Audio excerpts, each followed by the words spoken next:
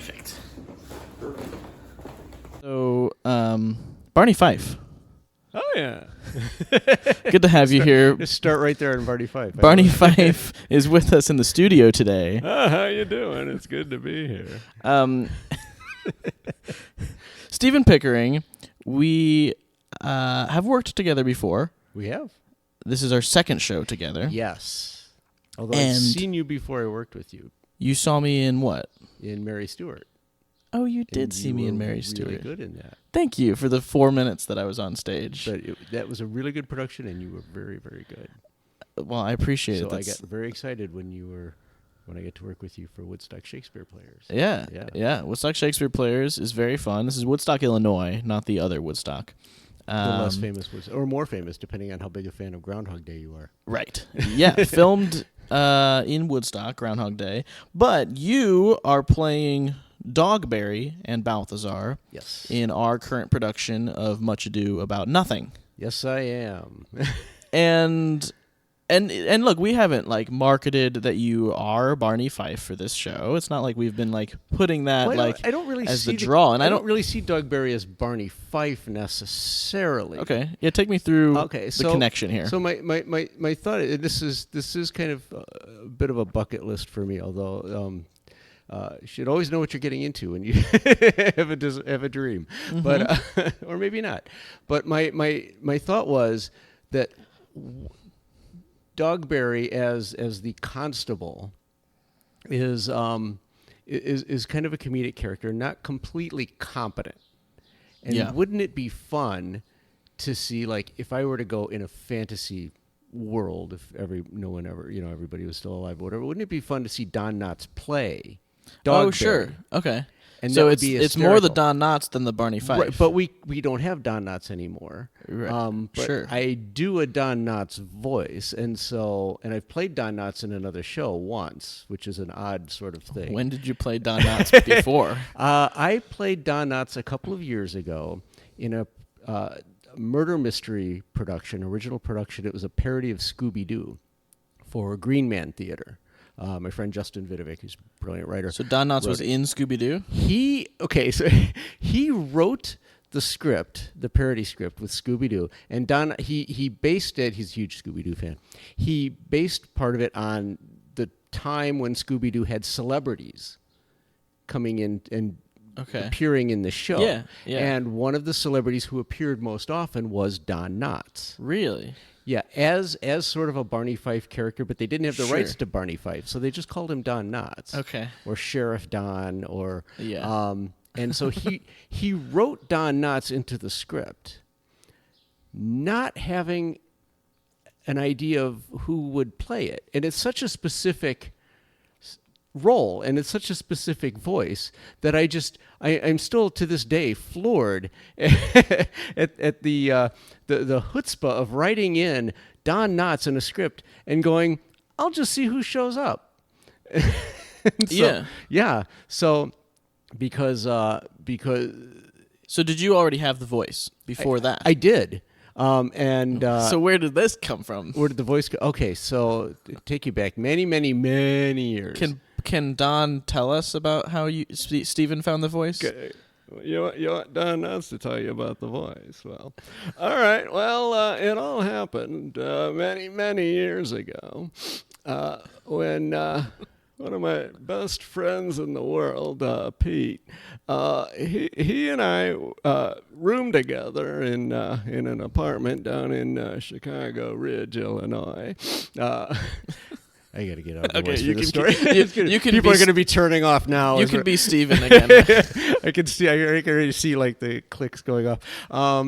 So we roomed together, and he's one of my best friends. We roomed together in college, and we listened to a lot of the same radio shows, watched a lot of the same television. And there was a radio show during that time on The Loop, which will take people back, FM and AM. There was a DJ named Kevin Matthews who would do voices. And we were big fans of Kevin Matthews, and we'd listen to the show all the time. And one of the voices he would do is Don Knotts. Okay. And So we just started doing the voice to each other, just to make each other laugh, or and I just never stopped. And I just kept working on it. For like 30 years. I would just use it to annoy friends and family mostly. Yeah, if anything, it's now odd to me that you've only played him twice. Well, it doesn't come up a lot because there's just not a lot of roles, I think, written for that. And it's not a big expectation. Like, who does that, right? Like, I imagine, like, there's somewhere there's a whole generation of children who are learning Don Knotts in school. It's like this doesn't happen. So, yeah, I feel a little bit isolated from a lot of my own generation. I grew up with films from the 40s, 50s, 60s. And a lot of that TV, Leave It to Beaver, the Andy Griffith Show. We noticed beforehand. You got the Andy Griffith. Oh yeah, little the coaster coaster there. here. Yeah, look at that. And I got the other one here is Bonanza. I got the Bonanza coaster. Very nice. And so this is what I grew up with. Yeah. And so as soon as you came in as Dogberry and started doing this voice, you got me to break a rule that I've always had for shows that I do. I fully embraced breaking the rule. The rule was no impressions. Oh, okay. I did not know that. I didn't know that ahead of time. I never told you that, and rules are meant to be broken. I think impressions can be a place where you lack a new originality in discovering a character. Yes. So tell me about how you avoid that and how you still are in a constant discovery of your character. Right, because what's important to me is to not do Barney Fife. Yeah. And to not do a Don Knotts impersonation, but to approach the role and do the voice almost like a dialect. Oh, sure. But to do the voice and to create an homage of if Don Knotts were to play this. I'm not Don Knotts. Right. So it's not going to be I don't think anybody in the audience is going to be like, wait, I thought he was dead. Right. It kind of allows for a little bit more leeway of discovery, and you can kind of bend further than, well, Don Knotts have really made that decision. It doesn't matter. It doesn't matter. Much. Because it's still the same character and it's me as the actor, but doing the voice as sort of a dialect. Like when I do English characters, I'm not English, but I do the dialect because the character is English. To me, Dogberry has that Don Knotts voice, and so that's how I approach it. But the character work is all still the same. Getting to watch you play Dogberry, I love that you're constantly experimenting. It's not like rote. It's not. No. There's no it's like such an easy trap to get into. Yeah. That you want to avoid that because that's when it gets boring. Right. 100%. Yeah. So then you have to do all the same character work, and you have to keep pushing. That's one of the things I love about theater is the rehearsal time in theater, because it gives you so much time to push at boundaries and to play with things and to see what works. Film, TV is like it's so immediate. You just don't get that kind of time. And theater you do, and so I love to embrace that and say, okay, we have this time. Let's push this a little bit. Let's try some things. Yeah. So tell me about your experiences in any film or theater work, or film or short film work, or anything like that. Short film, TV in that world. Okay. Oh, so what do you want to hear? My first job out of college was getting cast in a John Hughes movie.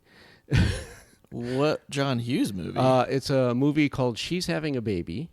Okay. I think 10 people saw. Did he write and direct it? He did. Okay. He did. It was in the mid-80s?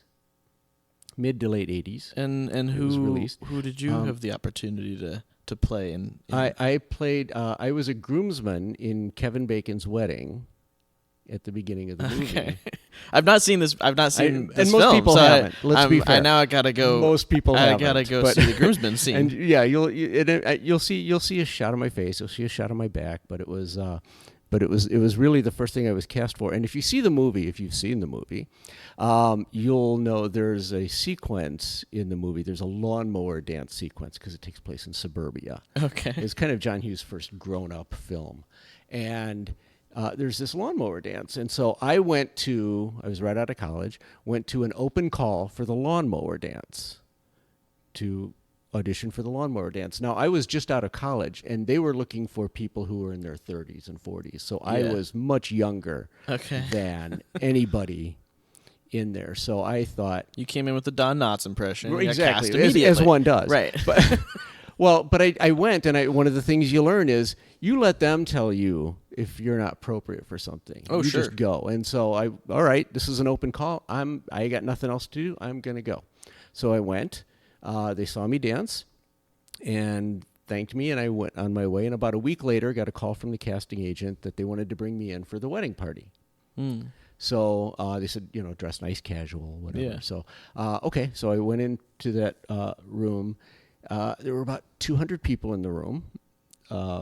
At least 5 Molly Ringwald lookalikes, because they all knew it was a John Hughes film. Sure. Everybody looked like they stepped out of a John Hughes film. Okay. Except me.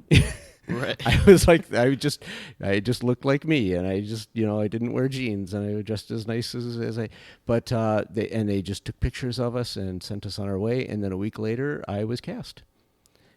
And wow. So and then. For months. How many days of shooting was that? That was the actual when we got around to shooting, because it was delayed for a while. But there was 4 days of shooting, 4 days on set, where I got to hang around with Elizabeth McGovern's sister, who played the maid of honor, who was wonderful. She was fantastic. She was we were born, and this is the 80s, so there weren't like phones and internet and stuff. So sure. So we were bored for a lot of the time, and we're sitting in. I'm still bored on film shoots. Yeah, seriously, there's a lot of downtime. The downtime kills me. It's so much, and so we were like in a. It was filming in a church in Winnetka, and we were in a Sunday school room, and so I brought a couple decks of cards just because whatever you have to occupy time, and so we ended up playing poker for crayons in the Sunday school room. Okay. And so, like, Elizabeth McGovern's sister loved the poker. So every day I would show up on set, and she'd be like, "You bring the cards? Did you bring the cards? Did you bring the cards? You want to play the?" Like, she just wanted to play poker. Yeah. Jeez. She was awesome. So I got to hang around her a lot. Hung around Alec Baldwin quite a lot. Who was not like he was in that one? Yeah. And he was not Alec Baldwin like we know now. He was probably less famous. I don't think I'd seen anything that he had done at that point. At that point, he was just some dude. He had done some stuff. A few of the people in the wedding party knew who he was. They had seen him on Knots Landing, I think was a TV show he was on. But I didn't watch it, and I wasn't aware. But got to hang around. He was a super nice guy. Yeah. Really, really nice guy. And got to talk a little bit with Kevin Bacon and Elizabeth McGovern, and I got my Kevin Bacon number. So all right, there part you of go. I feel like part of my reason for existence now is to help people lower their Kevin Bacon number. So, to lower their Kevin Bacon number, right? Because if you've played the 6 Degrees of Kevin Bacon game, where any actor can be traced to Kevin Bacon within six degrees. So I'm 1 degree from Kevin Bacon because I was in a movie with Kevin Bacon. Okay. So if your number is higher than 2, and you work with me or pretty much know me or talk to me or whatever, I'm pretty easygoing with the number here. I just pass it out. You can lower your number to 2. So wow. So and now you get together with Kevin every other weekend, right? Right. Yeah. No, he hasn't called since. Oh, okay. Rude. Shame. And I've actually seen some of his movies too. So I don't know if he's seen anything that I've done. Kevin. Yeah, it sounds like you're a good friend, but he's still lacking. Yeah, and come on, to be Kevin. honest, Alec a little bit the same way too. Oh, goodness. And Elizabeth, which is really kind of surprising because I watched all of Downton Abbey. Yeah. So this was in the 80s. This was in the 80s. And then take me through a timeline here. Okay. You start in straight out of college, John Hughes, groomsman character. Yeah. And take me through the timeline here real quick on how that brings you to Woodstock in 2025. Wow, okay. Ooh, that's a trip, isn't it? So do you have like a 4-step the rising, falling action. Not falling action. Well, I mean, it's acting. There's some of that, yeah. It's almost more like a leaf on the wind. Oh, if sure. You will. Yeah, so I did. She's having a baby, and it was delayed for a while. The filming was delayed. So while it was delayed, we'd have to call into the casting office every week. Are we filming? Are we filming? And they'd be like, no, they're not filming this week.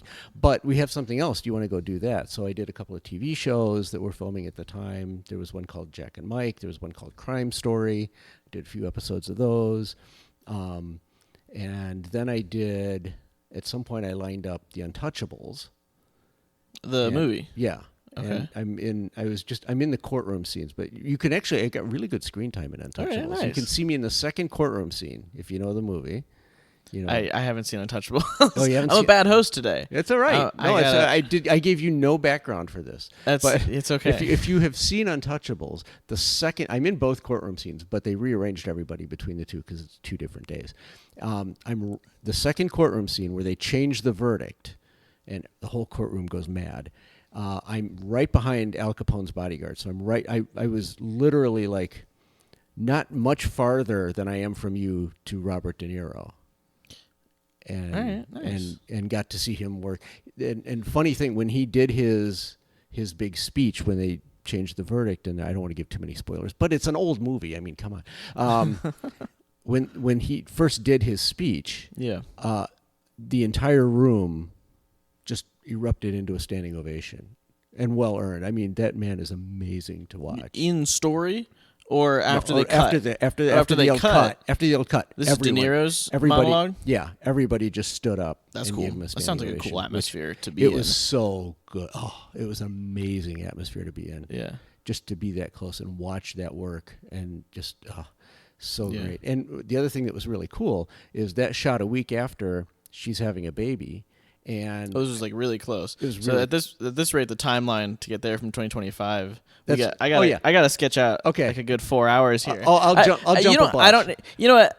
There'll be a time jump. But what's cool? I want to say what's cool though is the minister, and she's having a baby in the wedding scene, and I get to talk to him. His name is Tony, and I walk into Untouchables, and he's the judge in Untouchables. Oh, so I walk into the courtroom scene, and he's waving to me. Yeah, you guys are buddies. It was great. There we go. Where were you for all this? Where was all this filming? This was all in Chicago.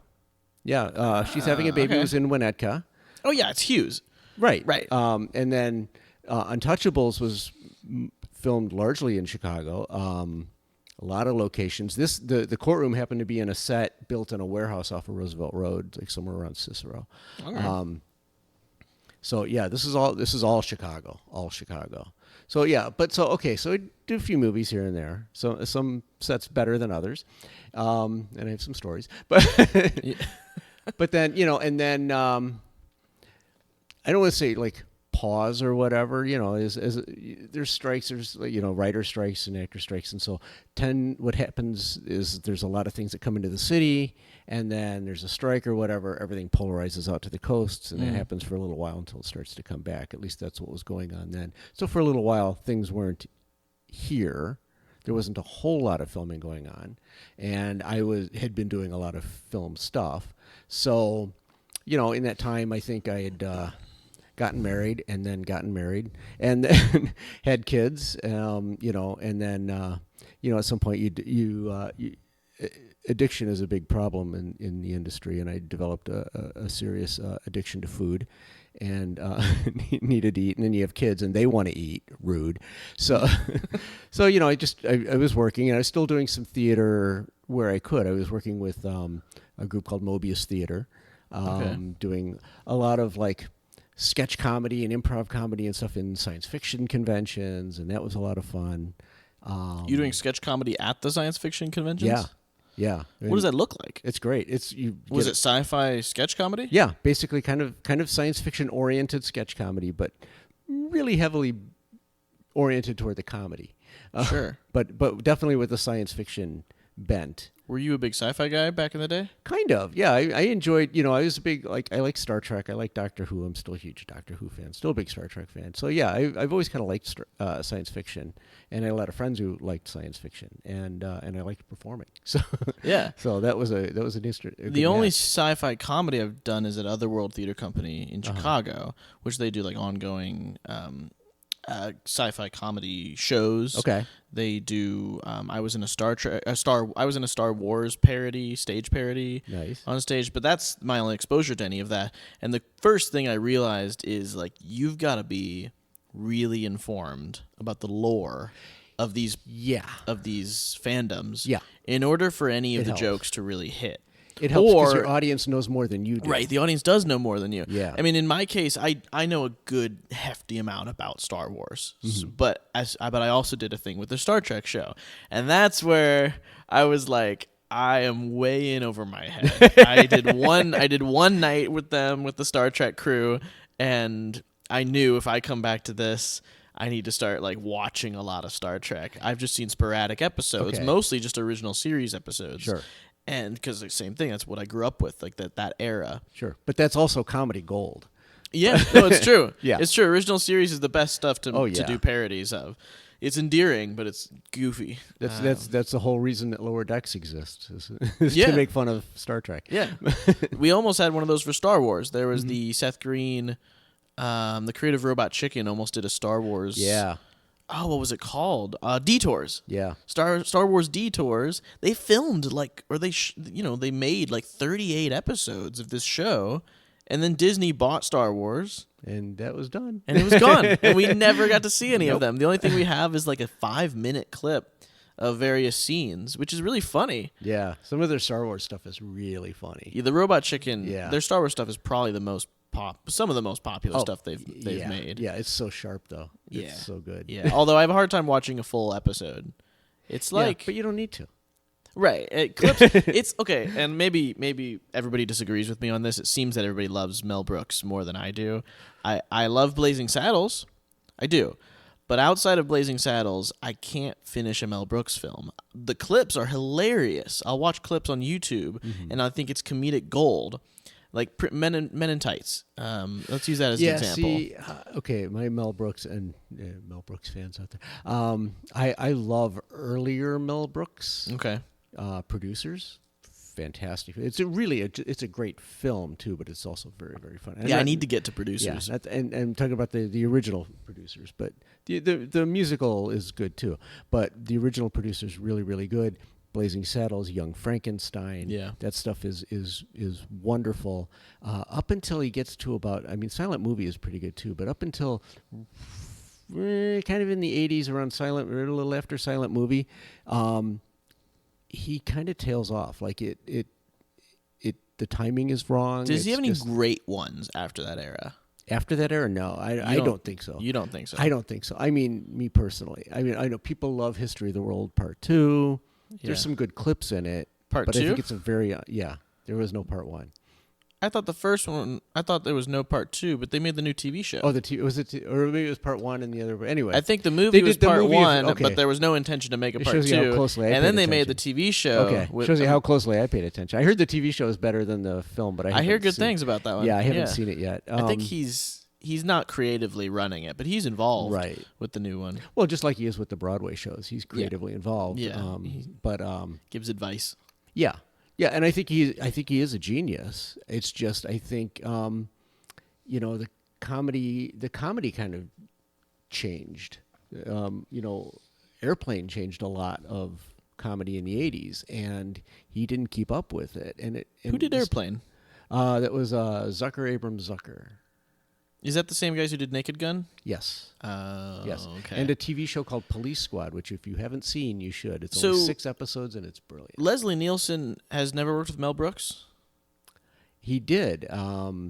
He did Dracula Dead and Loving It, which I did not see because it was in the later Mel Brooks. Okay, gotcha. Yeah. So maybe I need to go back to... I loved Blazing Saddles. I saw the anniversary in theaters. I saw the anniversary release. So good. It wasn't as it was hyped up to be this incredibly offensive piece of cinema, but I actually found it very endearing. Yeah. And I found it to be like Oh, way no. ahead of its time. It's not way ahead of its time. It's controversial, I suppose, in content if you're only looking at like the logistical controversies. But its take on the issues it's covering are so modern and still like almost all would be accepted today as like its analysis on race, its analysis, like it's so on point. And the fact that they was so on point in, when was that, the 80s? Mm-hmm. Well, 70, I think. Was that 70s? 70s, yeah. Is crazy to me. Oh yeah, no, it's offensive on the surface. Yeah. And that's the point. Right. And it was always the point. That's kind of a miracle film, because you look at like how many writers were involved, and usually that's a recipe for disaster. Right. And it's. But I think about the number one thing I think about with that is like the fact that these James Bond movies were coming out at like the same time, and these are some of the most out of touch movies. Like when watching them now, it's like, oh, this ages kind of horribly, in my opinion. The James Bond movies of that era. I watched Live and Let Die. Uh-huh. And there's there is some content in there that made me like lose my mind. The boat chase is really cool, but I gotta watch some. I gotta find the good James Bond movies. Everything is of a time. Yeah, everything is of a time. Like I forgot. A few years ago, when the Barnes and Noble went out of business in Crystal Lake, and I missed that Barnes and Noble. That great. Specific Barnes and Noble. So nice, and of course, me being the dutiful citizen that I am, I went over to see like what I could get really cheap, and so I'm riffing through their Blu-rays, and I found a Blu-ray of Swing Time. Ooh, and I was like, ooh, and it was a Criterion. And I was like, oh, I'm grabbing that. I haven't seen this in years. I'm grabbing this. I have the same Criterion, yeah. Yeah, and I threw it in, and it was great until I get to the blackface scene.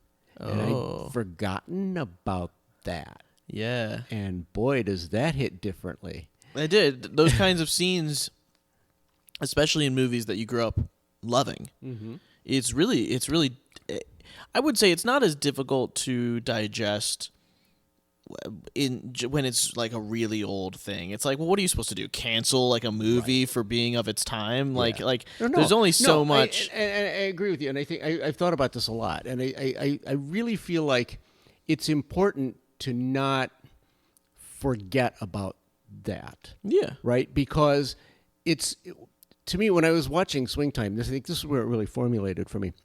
And I'm watching this blackface dance, and I'm just horrified. And it hit me that I was horrified at a time when I'm watching a film, and when this was actually first in front of audiences, they weren't horrified. Yeah. And how far we've come from that. And it was probably a good thing that audiences now would be shocked.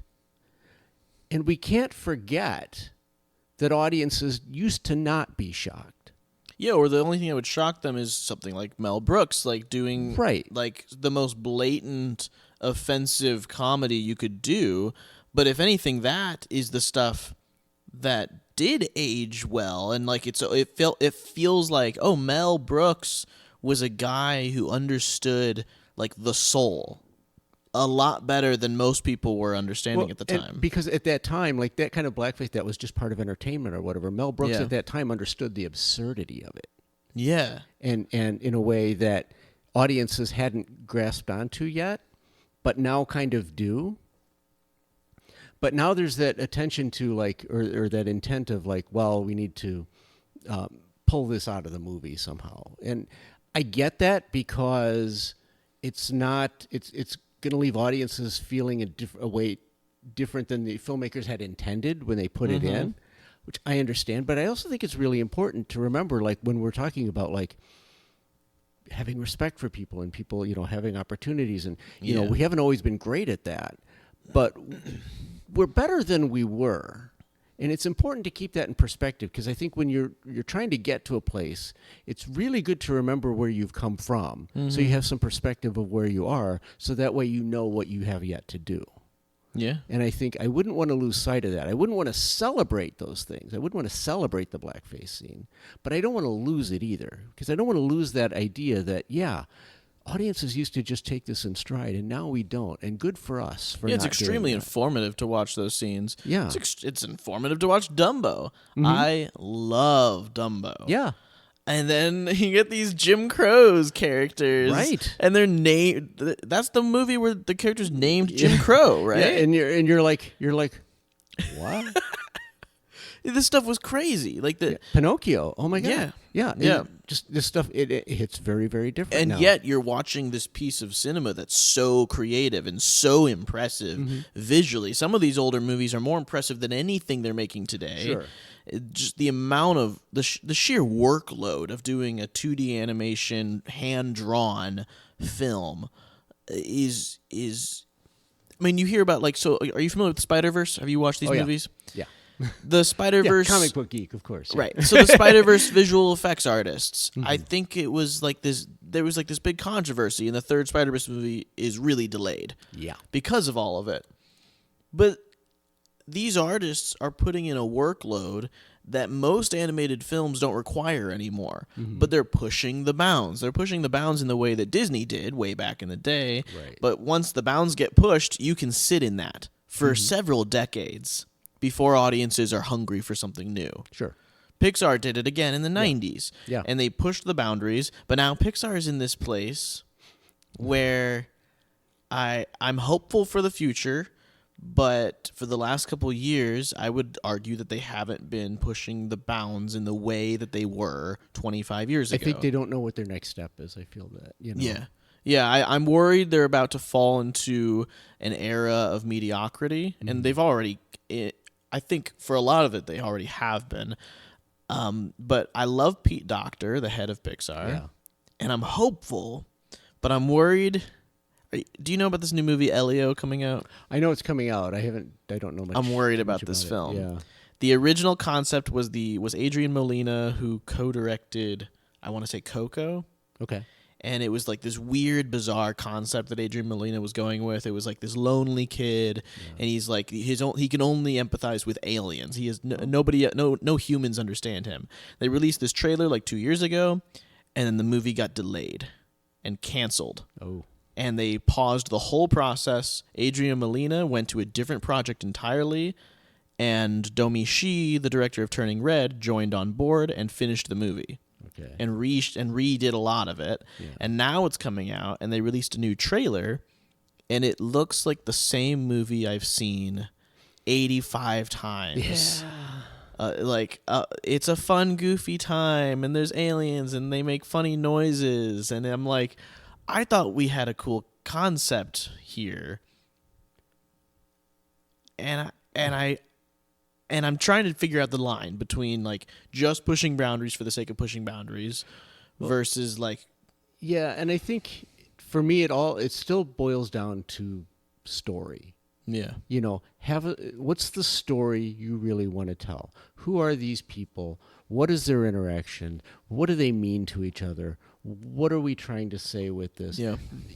Things become products and they get packaged, and you see this with I always joke that I've never seen a Fast and Furious movie, so I couldn't possibly jump into Fast and Furious number 37 because I lose all the nuance of character. Oh, I did. And story. I watched one. I watched one of the new ones, and it's the only one I've seen, and I didn't know what was going on. You lose all the nuance of character, right? But it's like, because Fast and Furious has so much exactly nuance right. and character. But it's because and you see this in any kind of long running property. You start to see it in Star Wars or Star Trek or any of these, if somebody isn't there to say, look, this still boils down to story. Yeah. It still boils down to this relationships of these people, and these are things worth exploring, and you still have to have something you want to say. Yeah. It's easy to just push out content that looks like the other content that we put. That's how we get that last Star Wars movie.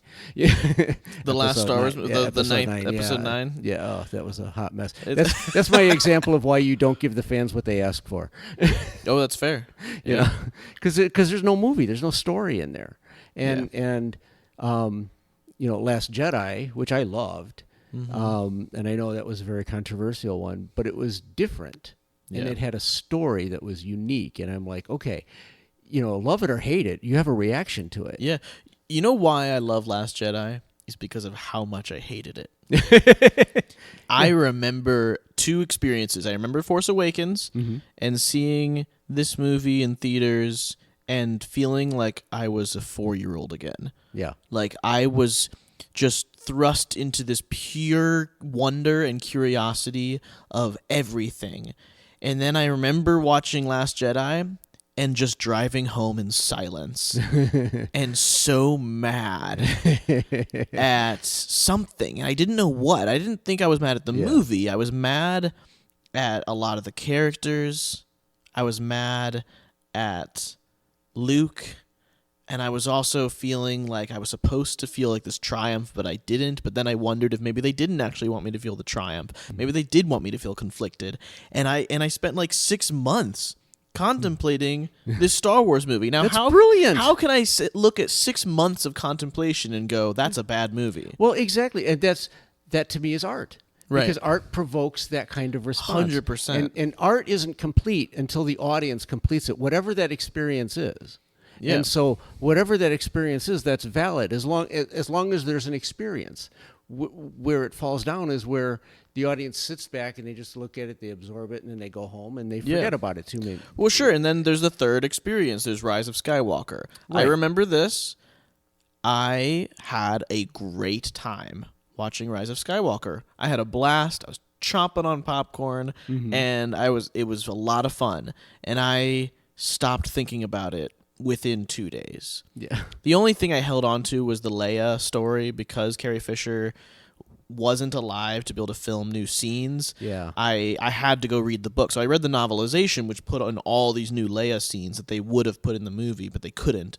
Right. And I love that book, actually. It's a great book because it's like a whole other story. Oh, that sounds cool. They show the story from other perspectives. Okay. A lot of it is focused on... That sounds so much better than the movie. Leia. And there's actually... Okay, I'm going to this 10 seconds here. I'm going to plug basically a trilogy of Star Wars novels that are all from different authors. This is our sponsorship, by the way. Right. There's sponsorship. There's a novel by Claudia Gray called Bloodline. It takes place 6 years before that trilogy. It's all about Leia in the Senate trying to, just be in the Senate. And it's pure chaos. It's a lot of, Star Wars politics. And it's a full character study of a Leia in her early 50s. Mm-hmm. And then the second book is a book called Resistance Reborn by Rebecca Roanhouse. That one takes place right after Episode 8, and is a full-on Leia character study, but this is after Carrie Fisher had passed. So by the time they wrote this book, they realized the only way to really tell the Leia story, because it was going to get, put on the sidelines for the movies, was to do it in book form. And so you get this whole character study of Leia as she's dealing with the loss of her husband, as she's dealing with her son and all this chaos. And then the final book in the trilogy is the novelization of Rise of Skywalker. Oh, cool. So the Leia stuff is what keeps it alive for me. But yeah, that third movie, no reaction. Yeah, no. Other than, that was fun, but then just no thinking about it, no contemplating, no getting the mind stirring. Cool. Yeah, I may have to read that, especially because now I am Princess Leia's hot husband. Oh, are you? Apparently. So the story is that last fall, casting agent booked me for 2 days on a movie called Love Language. It was a wedding scene. And I'm like, okay, I can work those 2 days. You've done wedding scenes. Well, I've done wedding scenes. Clearly, that's my wheelhouse, right? So, right. So yeah, I'll totally do the wedding scene. So I go get booked for the wedding scene, and then a day or two later, I get a message back that the director has picked you for the role of Tilda's dad, which no more money or anything, but now I have a name. Sure. So great. So what do I do as an actor? I go look at IMDb, and I'm like, who's Tilda? Yeah. So I look up the movie, and there's no characters listed, but I see all the actors, and the actors are like Chloe Moritz and Billy Lord and Anthony Ramos, and I'm like, well, this is a great cast. Yeah. It's a fantastic cast. So no idea what I'm doing. So I show up on the day, and get through wardrobe and in makeup, and the makeup artist is like, so do you know who Tilda is? And I'm like, no, I can't find out anything. Nobody will tell me anything. She's like, are you a Star Wars fan? And now I know. Then you immediately know it's Billy. Billy Lord, yeah. So I'm playing Billy Lord's dad. So then I get on set, and Billy Lord is the bride. So I'm father of the bride. Yeah. And Billy Lord is my daughter. So that's amazing. So we're in the front row, shoot a couple scenes of the vows. So then the director's like, okay, we need to get some shots of her coming up the aisle. Who's dad? So I raise my hand, and Billy looks at me, and she's like, he's perfect. Wait, you're too hot to be my dad. And I'm like, that's going on my publicity. Yeah. Wow. Yeah. So now I'm Princess Leia's hot husband. So that's terrific. It was great. It was so much fun. We shot like for a good hour or so, just different angles coming up the aisle. We're talking about our kids, I'm just hanging out with Billy Lord. It was like, and she was amazing. She's so good. But just so nice and just, wonderful experience. In another dimension, you're also hot Bail Organa, because Billy Lord briefly played Leia in those flashback sequences. Yeah. So to be Leia's hot dad means that you're also a hot Bail Organa. So you have like a dual role in Star Wars, really. A split personality, really, is what. Yeah. And if anybody's casting at Disney, I am available. But yeah, but barely missed the chance because they just recast Bail Organa. I saw that with Benjamin Bratt. Yeah. Yes, you unfortunately missed the chance. Although there might be a slight cultural difference. It's all right. I think I'm going to be doing another podcast where I talk about Andor, and I get to. Oh, nice. I'll get to slam him. Great. I miss Jimmy Smits. I miss him so much. Than him. If you're going to recast it, I heard that it was because Jimmy Smits is struggling with his health. And that he's he's not really doing much of any performances right now. So that I get it if that's the reasoning behind it. Yeah. But it's devastating for me to not get more Jimmy Smits. I loved him in Jimmy Obi-Wan. Smits, yeah. That Obi-Wan TV show didn't have much I loved about it. It was the scenes that were good. It didn't have a story to tell really, but it was very specific scenes that were great. I would love to switch gears here. Okay. And I do drive a stick shift, so I can great.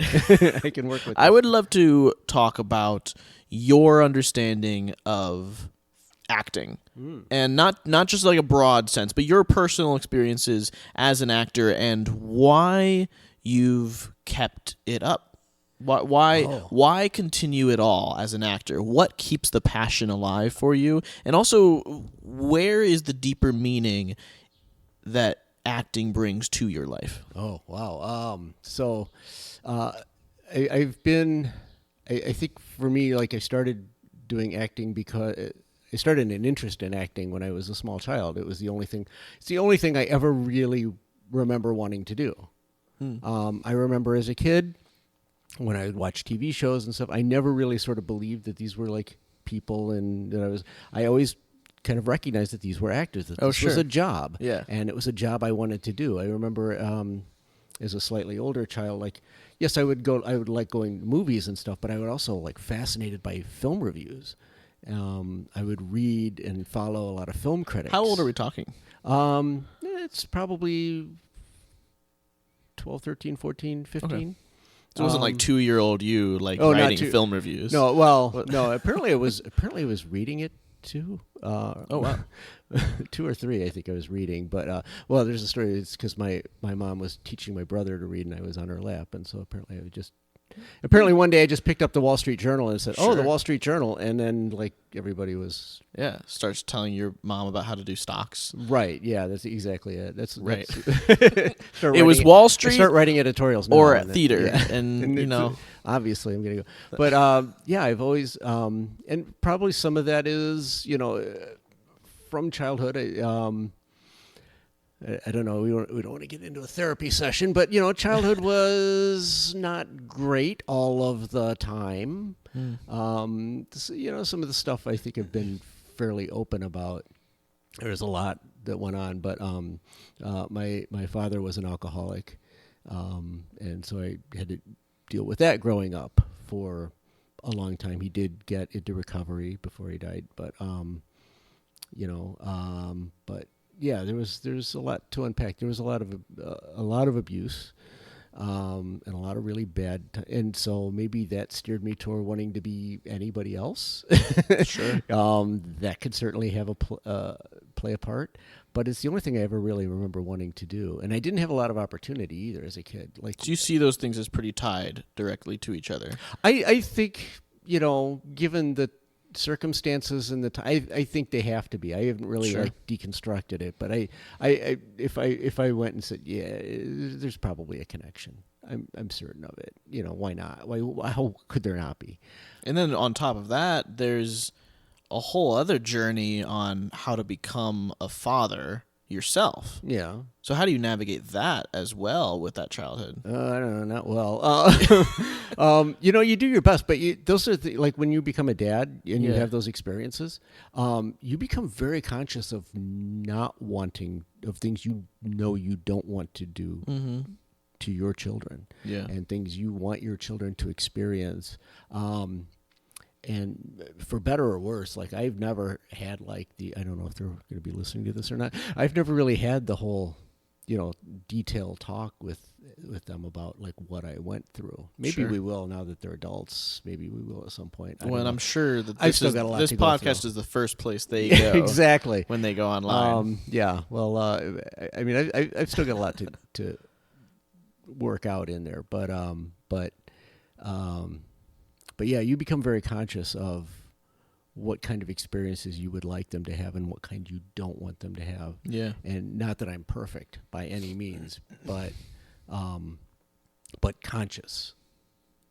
Like, I don't think there was a time that I screwed up that I wasn't aware that I screwed up in the moment. Yeah, there's like a hyper consciousness when you're constantly comparing yourself, which... Oh, yeah, which you are. Yeah. Because you know what kind of experience, again, you don't want them to have. So even in that, though, you're going through marriage, you're going through fatherhood, and yet acting stays. Because I can't not. I mean, it's I don't know. It's weird. It's like, how do I not do this? You know what I mean? Like, if it finds you. Yeah. Right? There are always, I was doing a little Mobius theater for a little while. I was, kids were small. I was also coaching soccer and basketball and whatever and baseball and, helping them grow up. And I was working and doing all those things. And then a friend of mine from college calls me up and is like, "Oh, we're doing a show and we need some guys. Would you want to come out and do this?" And I'm like, "I haven't done this in a long time." And okay, sure. So was there not an intentional staying with it? There was never a giving it up. Okay. It's always been in, it's always kind of there, even if you're focused, that's not your hyper focus right now, even if I'm not like going on auditions and seeking out auditions, it's always still there. Right. Like, but now you do everything. Well, now it's crazy, but you work a day job and I've got like a normal job. What's weird is, this is a little confession time. What's weird is I have a job that many people who do this kind of work that I do it as a career and go to school and like have like credentials for that. And I have a theater degree. Yeah. And on some level, I still kind of think of I love where I work. If my bosses are watching, I love you guys. And I love where I work. I love how much you're assuming the amount of viewers. Well, honestly, when I tell people, they may go look. But I Spread really the do. word, SilverPod. And I really do love where I work. I mean, I work at a great company. It's a nonprofit. Yeah. It's a wonderful place. They treat me really well, and I get to do really interesting work. But I've done it for years, and different companies I've worked for, it's still kind of a day job, in a sense. Like, it to me is like, in the sense that when I'm done for the day and it's time to go to rehearsal, I'm done for the day, and I go to rehearsal. Right. And now I'm at an age, because now I'm an old geezer, and I'm closer to retirement, and I'm actually really looking forward to retirement, because that's when I get to focus on this full time. Mm-hmm. But as I get toward retirement, I have fewer craps to give. Sure. So now I'm where I am now. I'm much more open about, because you can't always be open about when you're an actor, being an actor and working in a place. Because for some reason, many employers and many bosses get threatened by that. It's really weird. Like they're afraid that Spielberg is going to call you and like pull you away into a movie like overnight. Which Spielberg, if you want to call, I am available. But that doesn't happen. So, but I don't understand. But it's there. And anybody who's like had a real day job, I've talked to so many people who are like, yeah, I can't tell my boss that I do this. Like, I can't. Oh, interesting. Yeah, because it's not looked well upon. But now I'm like, I don't care. I'm going to tell you that I leave for the day. I go to rehearsal, and I'm at rehearsal, and I'm doing a show on the weekend. It is what it is, and that's what I'm doing. And fortunately, my bosses now, who I love, are very supportive. Yeah, super supportive. So, when you meet new people in life, and they ask you what you do, do you bring up theater first? Basically, well, yeah, probably. I'm an actor, and in my day job, I You bring up the day job? Oh yeah. So sometimes I do. Yeah. Or sometimes people ask, so what do you do for a day job? And so yeah, I analyze prescription drug data for a benefits company. It's every bit as exciting as it sounds, but it pays me. I assume it pays me because I'm married and I have direct deposit, so I assume I get paid. But in terms of the theater side, you call yourself an actor. I am an actor. Do you give yourself other labels in other theater areas? Well, I direct as well, so I'm an actor and director. And I directed for about 15 years. I directed at the Fox River Grove Middle School. Because they, at that time, they had, like a lot of school districts did, they had budget cuts. And when a lot of districts were cutting their programs, all of their extracurricular programs, we actually had a really smart principal and superintendent who decided that if they could make the programs pay for themselves, they could keep them. So they, instead of like paying stipends to teachers, they got an agreement with the teachers that they would get volunteers from the community to come in. They wouldn't pay them stipends or whatever, but they could keep the programs going. Yeah. And so that's when I said, sure, I'll come direct the play, thinking I was going to do it for a year, maybe two. How many years later? I did it for 15. 15.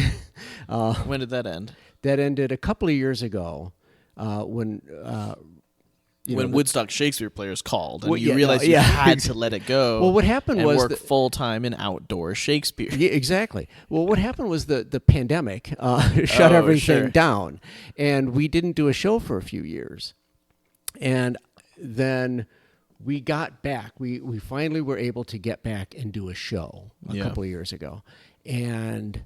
I got the team back together. I finally had a really good team of people who I love and worked really well together. And we got everybody back, and we can come back and do a show. And the thing that surprised me was I expected because we built up the program over a number of years, and I was really begging kids to come to where I was how do I fit all these kids in this show?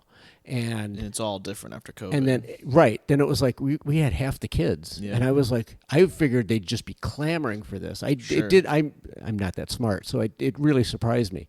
I'm like, where is everybody? Yeah. And then I started talking to my friends who direct at Cary Grove High School, and they're like, yeah, this is what it's been like. Yeah, as much as I felt the same way after COVID. I wished that it was everybody had all this pent up energy to go back to work, and unfortunately, it just wasn't the route. The reality is that all those kids didn't have all this pent up energy to go back to work. They were using all the pent up energy on their phones. Yeah, but see, the thing was the energy found a new outlet, and in my mind, it found a much scarier outlet and a lesser outlet because they really didn't have. One of the things that the kids were finding was that the stage was a place where they could really express themselves in a safe way.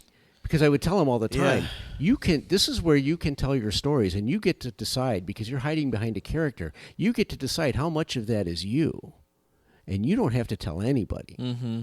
And that's really powerful for a middle school kid. Yeah. So we were getting it, but then we get to, we have like half the kids, and I'm like, oh. And during the process of putting that show up, it occurred to me we were rebuilding. Yeah. And then I thought, I've been doing this. This is my 15th year of doing this, not a show every year, unfortunately, but I'm closer to the end of this than the beginning. The rebuilding phase, you kind of... I'm like, if we're going to rebuild, maybe we should rebuild into what this is going to be. Yeah. Because obviously, if I do this for another few years and then I leave, what are the odds that we're going to rebuild from that? Yeah. To some extent. So I thought, okay, we had one last show, and fortunately, like most of the people on the production team felt the same way. So we all kind of decided this was our time to hand it over to somebody else. And they're doing brilliant stuff now. The director there now is great. And where is that? At Fox River Grove Middle School. They just they did Spelling Bee this year. Oh, nice. It's so they're keeping. They did Peter Pan the year before. They're doing good stuff. They're keeping it going. I get to go back and see the shows, and I get to see some of my kids, and and it's great. My version of working with kids in theater was for a touring camp called Generate with Youth Ministry 360. Okay. This was like a church camp, but they cast 3 actors to MC all the sessions so this is like a 500 to 1,000 kids per week, and we go to a new location. So it's a traveling touring camp, and this is some of the most fun I've ever had in theater. This is like, it's honestly thrilling to travel all over the country with 2 other actors, and the 3 of you just lead everything on the theater side. And they let you kind of just do whatever you want. We led improv workshops. We did talent shows, and it was a riot. And this was after COVID. This was like but I only did it 1 year. Okay.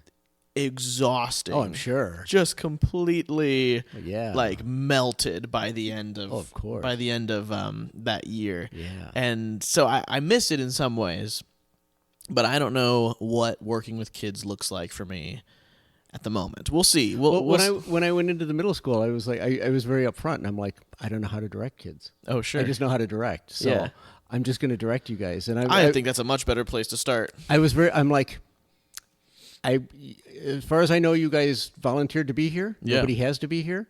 If anytime you decide you don't want to be here, we can make that happen. I'm going to treat you like you want to be here. Yeah, I think kids work way better when they're talked to on an even playing field. Absolutely. They're much smarter than they're given credit for. Nothing needs to be dumbed down for anybody that's younger than me. They're like, even when they're really young. Like, I've worked with kids who are really young, and even they get it.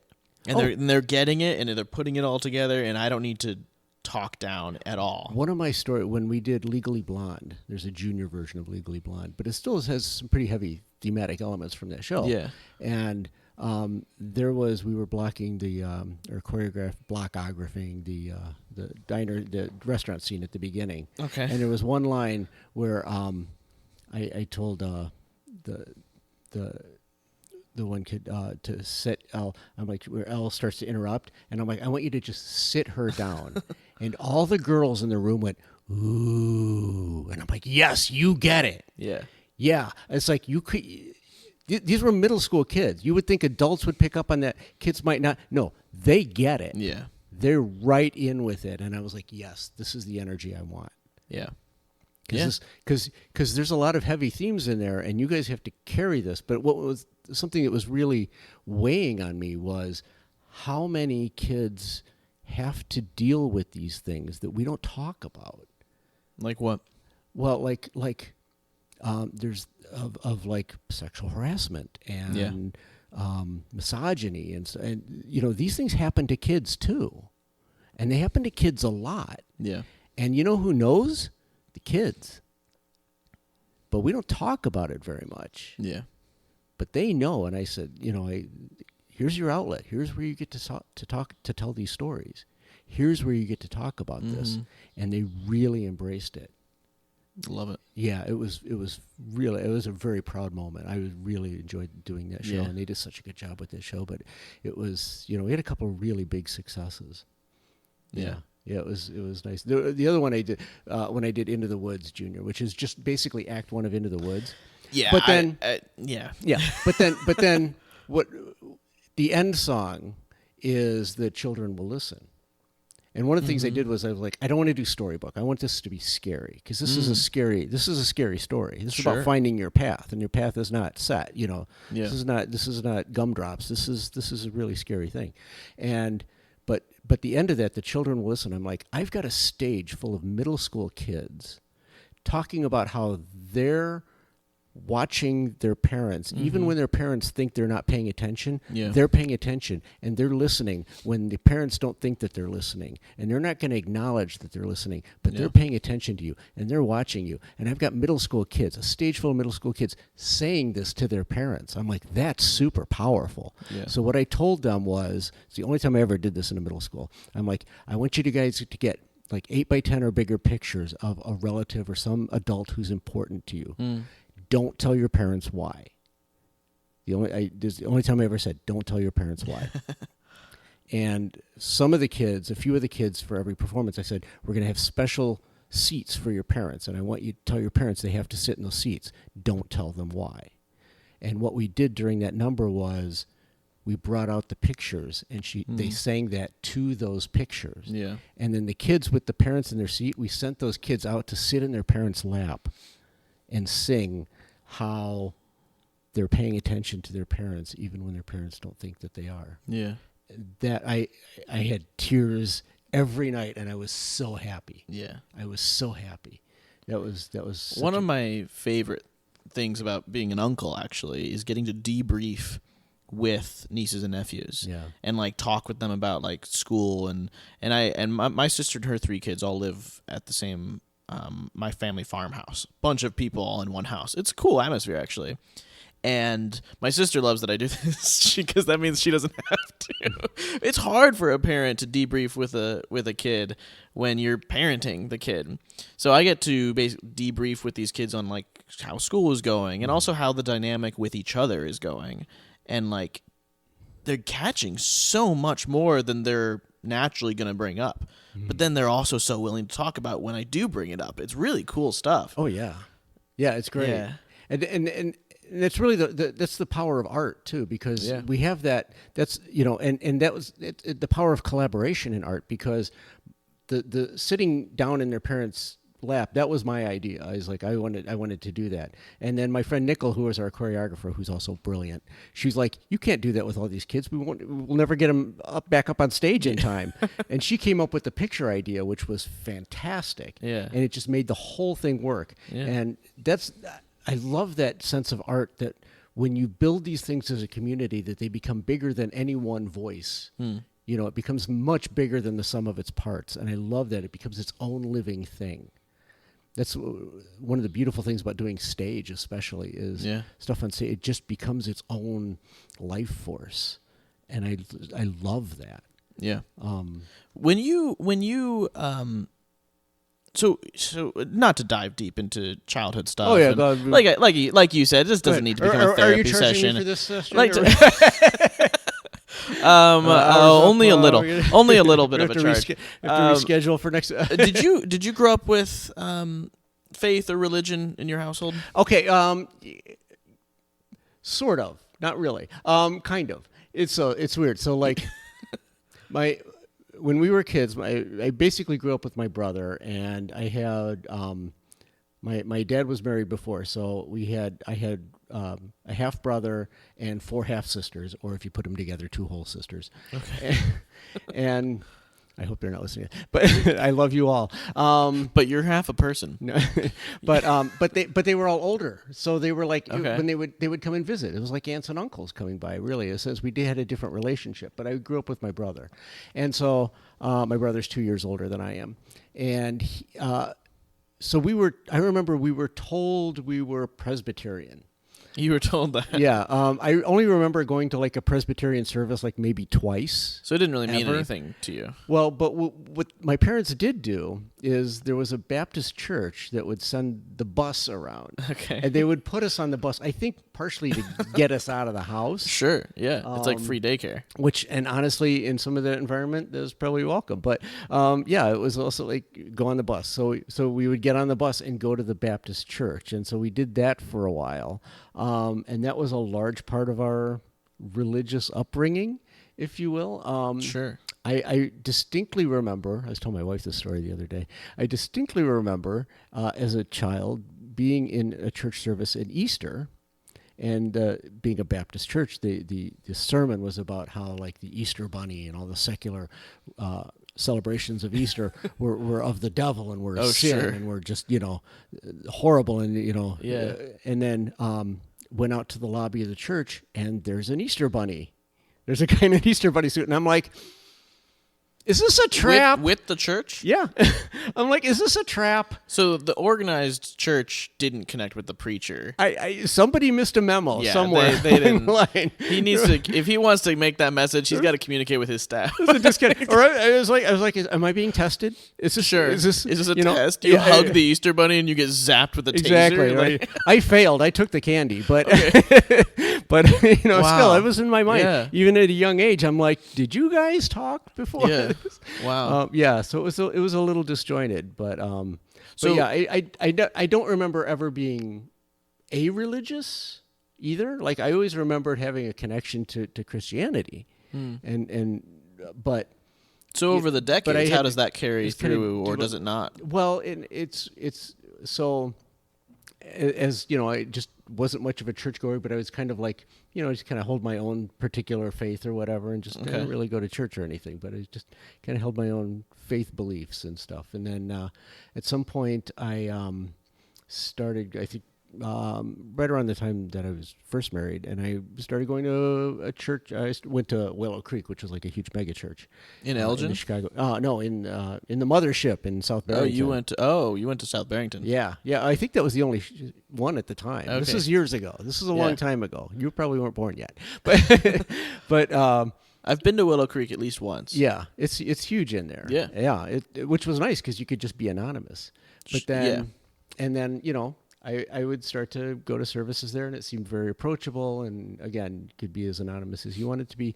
And then theater comes knocking again, and it's like, hey, we do these like kids programs, the church theater came knocking. Right? Yeah, we do these interesting. kids programs. Would you want to be in some of the skits for the church programs? And I'm like, sure, I would do that. So. I started. I did one of Jesus being tempted by Satan. And I did it twice. Did you write these? No, they were already written. Okay. We just performed them for the kids. But the first one I did, they had me like in this big, like ugly burlap kind of shroud thing and stuff. And I was just like, and then I did it again. And I talked to the director, and I'm like, what I'd really love to do is be in a tuxedo, like all black tuxedo. Like I want the devil to look really cool. Yeah. Because he should look seductive. Right? He should look like he shouldn't look like somebody. Got rid of the burlap. Right. I'm like, get rid of all the horrible stuff. Like you should look like somebody who's trying to pull somebody in, and they let me do it. Yeah, nice. And it was great, and I love doing that. But, love to see church skits get improved. Right. Right. And it was like, and I think it resonates a little bit more. Yeah. But yeah, so I did that, and then.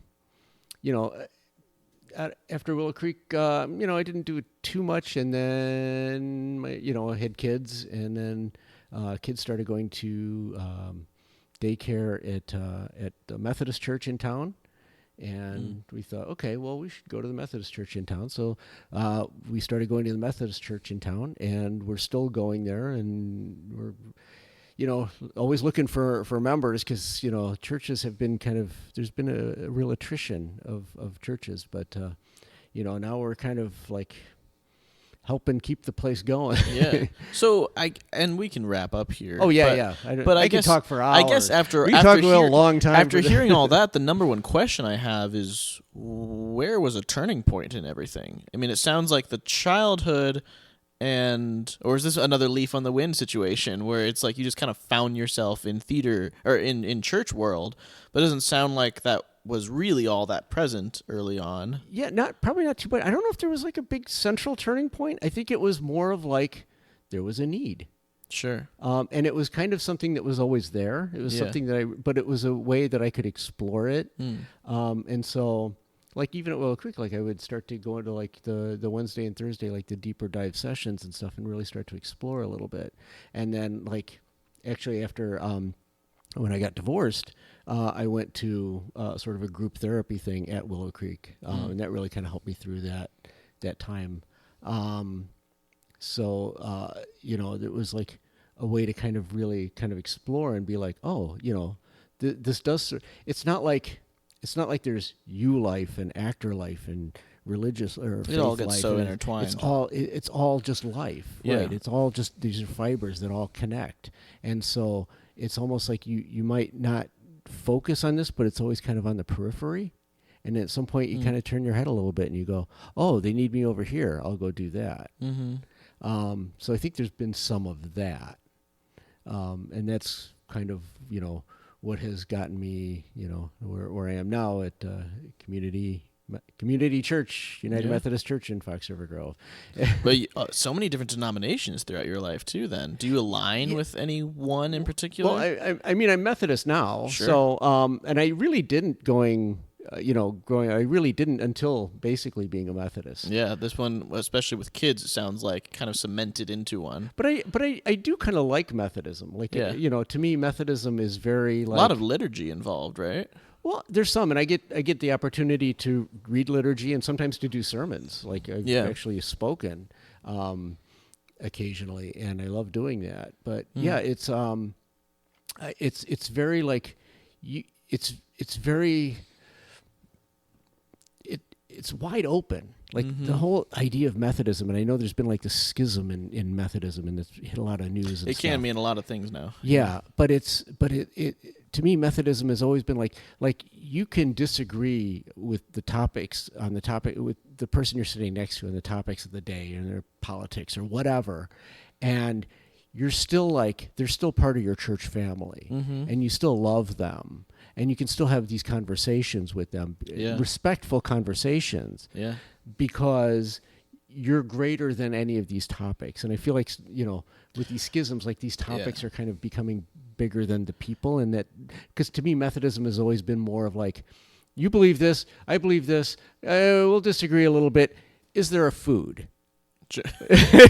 Let's have a potluck. And yeah, well, it certainly would be terrific to see that develop in the grander world more. Like, I feel like this used to be a lot more common. Oh, we used to be. We have some completely different beliefs, but I can still talk with you. All the time. In college, I had friends all across like the political spectrum and faith spectrum, and I disagreed with entirely. And we would have long conversations, respectful conversations, and many times we would not change each other's minds, but we're still. We still good friends. We're still, we never lost respect for each other in that. And I feel like we're losing that now, and that saddens me. It can isolate a lot of people. Well, and we don't learn. Yeah.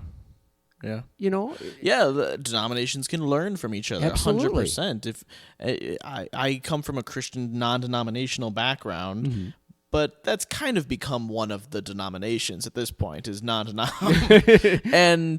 And I love a lot of the background that I've come from, but I also would love to see people from the background I grew up with commune more with people of different beliefs and learn from each other and respect the idea that every human alive has found some nugget of truth. Right. That's why I believe there are different sects in Christianity, and there's different religions and because something reaches this person differently than reaches me. And it's not that one is better than another, or one is right or wrong. I don't know what that right or wrong is. I just know that this speaks to me and that speaks to them, and let me get to know them a little bit better. Yeah. And that to me is a beautiful thing. And that to me is part of that's what makes life interesting. That's what makes art interesting. Those are plays that I want to see. Those are relationships I want to see on stage. Human experience is getting shared with others. That's what art is for me. Right, and being challenged and growing and being a better person at the end of this because of this experience. Yeah. And I think things can get personally, I believe things can then get too fluid, and then so like I do hold strong beliefs religiously. So it's really interesting. It's like, oh, I follow Jesus, that's me, and yet some other people don't, and yet I want to talk with them and respect them, and yet hold beliefs. There's like it's a lot of. But you should, and that's not like because they don't. It doesn't make that a challenge because to what I believe. Right? Does it make it a challenge? It doesn't. No. To me, it doesn't. Right. To me, it doesn't. It's just they believe something different. Yeah. And if they ask me about it, it's because they want to know where I'm coming from, and that's cool. And I want to know where they're coming from. I'm not challenging where they come from. It's not my experience, and I want to learn from that. Yeah. But so many people take that as like almost a personal challenge, and I'm like, that's not what it is. No, you know. They say, well, I have these strong beliefs. Yeah, have those. It's really it's a personal challenge to love. Share those. And can you share those with somebody who might not agree with you at the end of the day, and you still respect them afterward? Yeah. You still love that person. And that's like, that's fantastic. It is. Yeah. I love that. Well, I think that we have had a great podcast of talking to Barney Fife. So now I think we can have another hour now of finally getting to meet Stephen Pickering. Oh, yeah. And we can finally start the real podcast. Oh, good. Okay. Yeah, I was getting a little bored. Stephen, thank you for coming in. Thank you, Hunter, for having me. I'll see you around sometime, maybe at rehearsal. Yeah, in just a bit. Much Ado About Nothing performs May 23rd through 25th, as well as 30th through 31st, all 7 p.m. shows at Geneva Stage in Lake Geneva, Wisconsin. Tickets are at genevastage.com. And go there now, get your tickets now. Pause this, go get your tickets, come back and check out the end of this podcast. This podcast may be ending in 10 seconds, but pause it and then come back and watch the last 10 seconds. Wait for 10 seconds, it might slip the mind. Thank us later. Just do it now. Shakespeare comedy. Come watch a Don Knotts-inspired Stephen Pickering. You can watch us. It'll be a great time. All right. Thank you, Stephen. You get to see Hunter. He's brilliant.